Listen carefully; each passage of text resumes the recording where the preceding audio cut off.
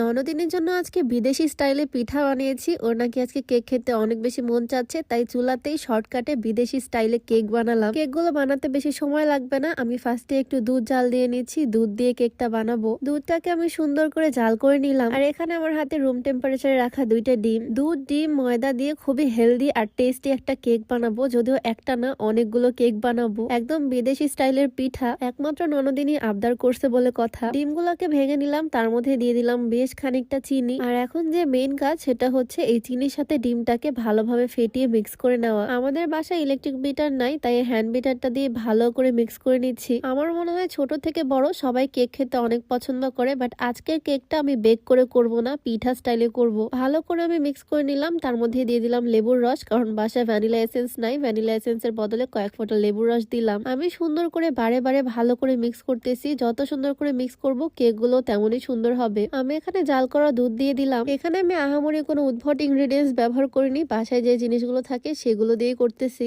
এখানে আমি ময়দা দিয়ে দিচ্ছি 1 বাটির মতো। আমার কোনো মেজারমেন্ট এখানে নাই, চোখের আন্দাজে দিচ্ছি। বেশ খানিকটা বেকিং পাউডার দিয়ে দিলাম, তারপরে দিচ্ছি অল্প একটু লবণ। এতক্ষণে হয়তো সবাই বুঝতে পারতেছো আমি আসলে বানাবো প্যানকেক, যেটাকে আমি বলতেছিলাম বিদেশি পিঠা। এই প্যানকেক জিনিসটা ইউরোপ আমেরিকাতে খুবই চলে, বাট আমাদের এদিকে খাওয়ার তেমন প্রচলন নাই। তো সবকিছু মিক্স করে নিয়ে তার মধ্যে আমি দিয়ে দিলাম সয়াবিন তেল, মানে রান্নার নর্মাল তেল। ডোটা যদি মাখানোর সময় দেখি বেশি ঘন হয়ে গেছে তবে একটু দুধ অ্যাড করে নিব, আর যদি দেখি বেশি পাতলা হয়ে গেছে তবে একটু ময়দা দিয়ে ভালোভাবে ব্যালেন্স করে নিব। আজকের ভিডিওটা মনোযোগ দিয়ে দেখলে তোমরা বাসায় ইজিলি অনেক অনেক প্যানকেক বানাতে পারবে, খুবই কম সময়ে, একদম সহজ কিছু ইনগ্রেডিয়েন্টস দিয়ে। তো চুলায় আমি প্যান বসিয়ে দিলাম। এদিকে আমার ডোটাও একদম রেডি, এখন জাস্ট কেকগুলো বানিয়ে নেওয়ার পালা। তার আগে তোমাদেরকে একটু বলে নিতে চাই, তোমরা যারা লম্বা হতে চাও, উচ্চতা বাড়াতে চাও, তোমরা চাইলে এই হাইটেক্স ফর্মুলা প্রোডাক্টটা ট্রাই করতে পারো। এটা বাংলাদেশের বিএসটিআই কর্তৃক অনুমোদিত হয়। এটা একদম সেফ, কোন রকমের সাইড ইফেক্ট নাই। এটা মূলত হাড়ের বৃদ্ধির মাধ্যমে উচ্চতা বৃদ্ধি করে আর হাড়ের শক্তি বৃদ্ধি করে। এটা হরলিক্স কমপ্ল্যানের মতো, এটা কোনো ওষুধ না, এটা একটা খাবার সাপ্লিমেন্ট। এটা ছেলে মেয়ে যে কেউ খেতে পারবে। এটা তোমরা অর্গানিক শপ 0.2 ফেসবুক পেজ থেকে পেয়ে যাবা। তাদের পেজটা আমার ডেসক্রিপশনে মেনশন করে দেওয়া থাকবে। যাই হোক, এদিকে ডোটাও একদম রেডি, আর প্যানটাকে একদম লো হিটে রেখে আমি মাঝখান বরাবর এই ডোটা দিয়ে দিলাম। এটাকে ছড়িয়ে দেওয়ার কোনো দরকার নেই, আপনা আপনি গোল শেপে ছড়িয়ে যাবে। এটা একদম লো হিটে কিছুক্ষণ থাকলে ওপর দিয়ে ফুটা ফুটা বুদবুদের মতো উঠবে। ঠিক সেই সময় আমি এটাকে উল্টে দিচ্ছি।